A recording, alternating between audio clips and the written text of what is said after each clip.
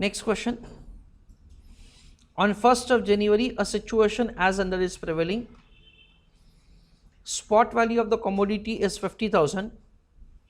Rate of interest is 20%. Time period is 1 year. You are required to answer the following question.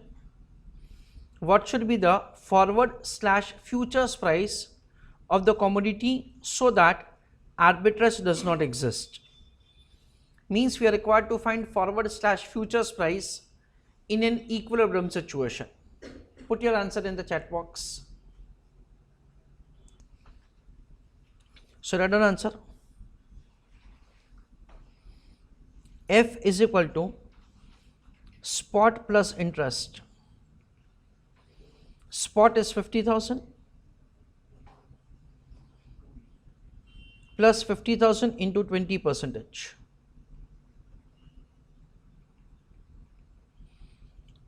So 50,000 plus 10,000, that comes to rupees 60,000. That is the way, say we are required to compute the forward/futures price of the underlying asset. Dear students, at this point of time, I am just telling you, I am not explaining to you that the question may provide us information regarding the rate of interest is on continuously compounded basis.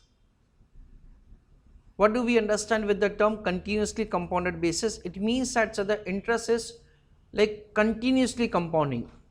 We have heard that the interest is compounding on monthly basis, quarterly basis, semi-annually basis, weekly, daily, something like that. However, the rate of interest may be continuously compounding.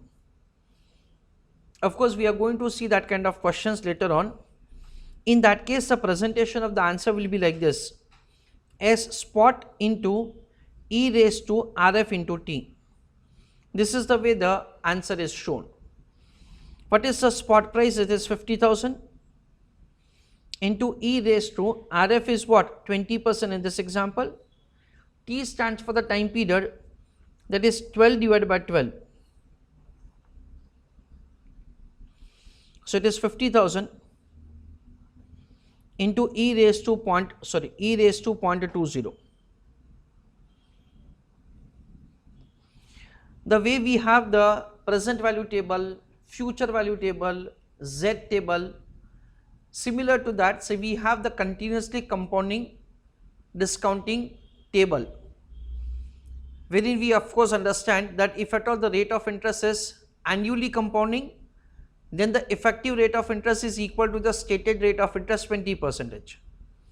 But if the compounding is for more than once, then the effective rate of interest is of course more. So something like, just I am say taking an assumed value, suppose e raised to 0.20 has a reading of 1.22.